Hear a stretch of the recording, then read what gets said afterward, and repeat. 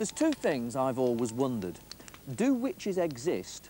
And if they do, what do they get up to in the middle of the woods on Midsummer's Night? Well, now I know. Because earlier this year, a coven of devotees of Wicca, the old religion, invited us to spend the summer solstice with them on top of the Brecon Beacons. This was the deal. We would be allowed to be the first people ever to film a fertility ritual in honour of the sun god, provided I agreed to play the part of said sun god. As I sat at home learning the lines they'd written for me, I couldn't help but think of those films in which the naive hero is lured to some unfeasibly remote place without realising that there's going to be a human sacrifice, and it's him.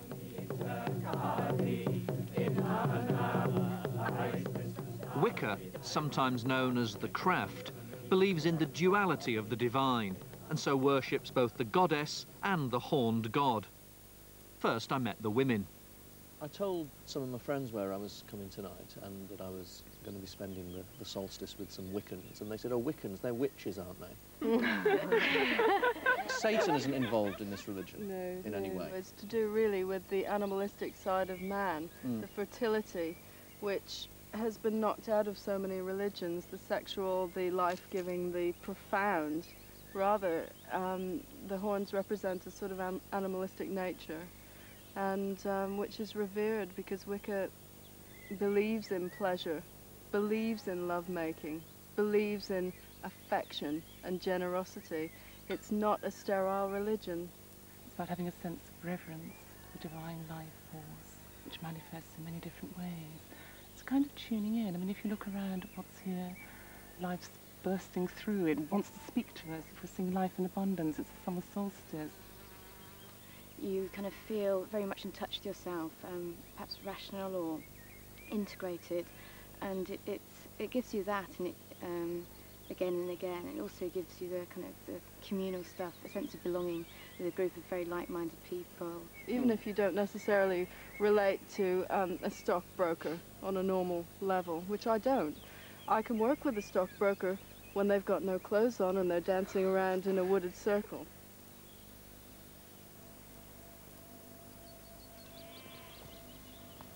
Fully clothed in the white robe and black cloak of the sun god, I headed for the woods to meet the men.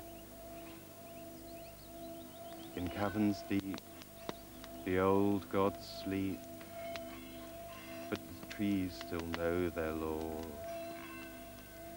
and the leaves they dance to the goat god's tune, and whisper his name to the winds. And the oak tree dreams of a god with horns, and knows no other king. And the oak tree still dreams of a god with horns, and knows no other king.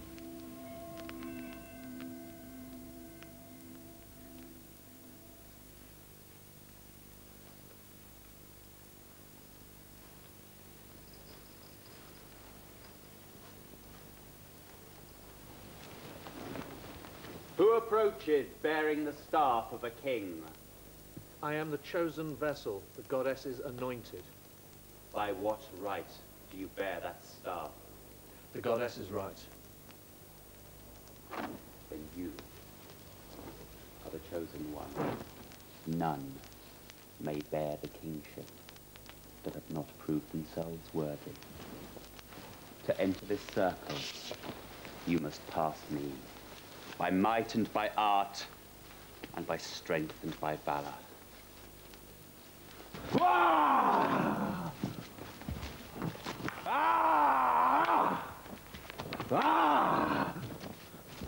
Later, I found out that in real life, the Green Man was a psychologist. Once I'd given him the hiding he'd been asking for, it was time to enter the magic circle. The circle is thought of as a container for the magical energy which is raised within it.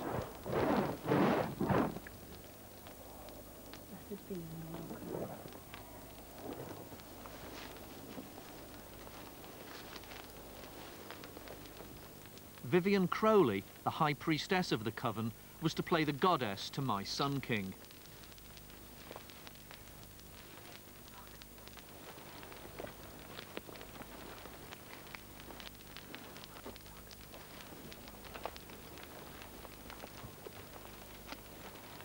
What if all the kissing was just a warm-up for the arrival of the naked stockbroker?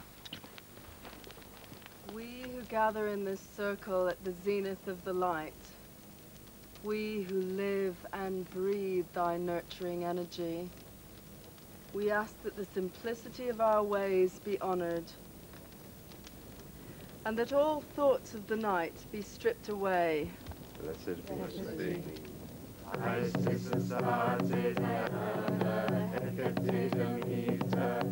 The pulse quickened as they chanted the name of Hecate and other pagan deities.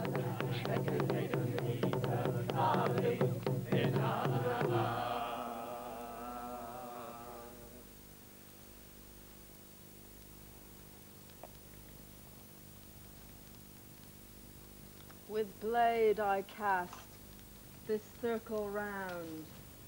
Be this circle hallowed.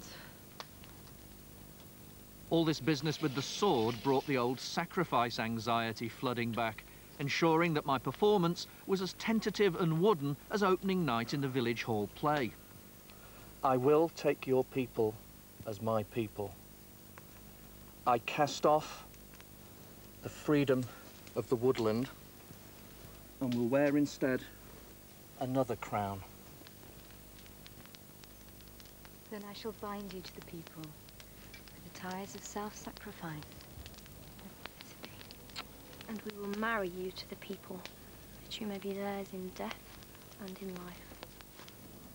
And I gird to thee the sword of thy people, but you shall defend them with thy might. And we shall give thee the spear of the people, that you may protect them and uphold the right. And you shall be wrapped in the splendor of the sun, and be unto them their guiding light.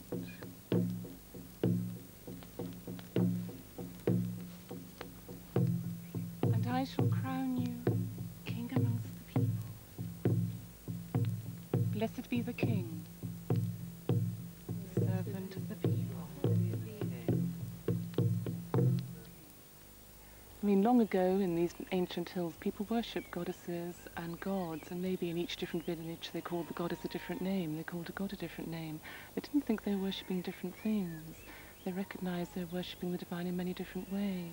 Now dance ye around the cauldron of fire to win the goddess to this consecrated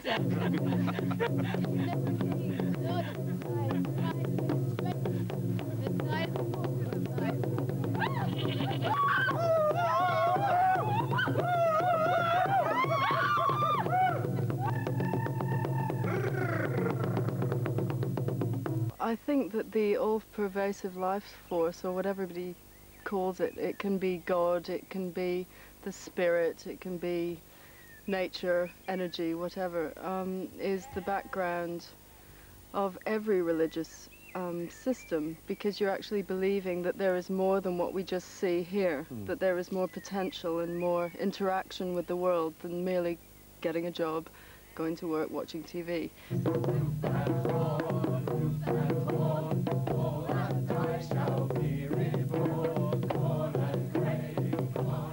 Afterwards, there were drinks and nibbles, cider and mead and crisps, but no sign of eye of newt or wing of bat. Still, there had been a broomstick and a cauldron.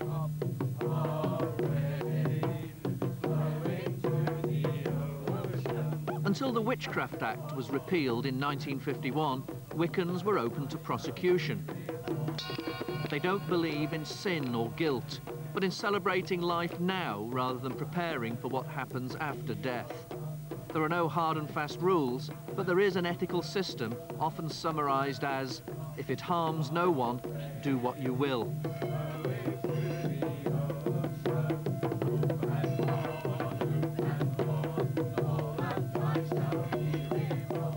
Oh, and besides the Green Man, there were 4 other psychologists in the coven.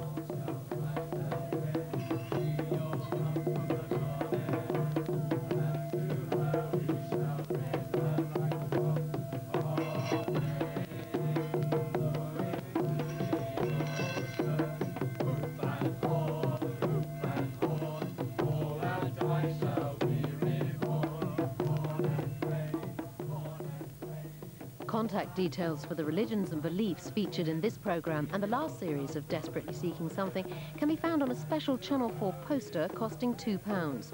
To order, call 0897 188 177 and the £2 will be charged to your phone bill.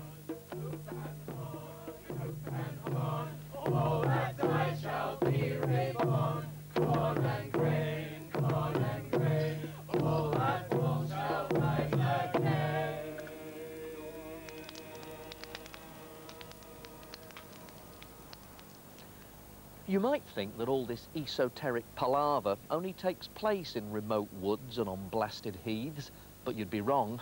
The suburbs are seething with it.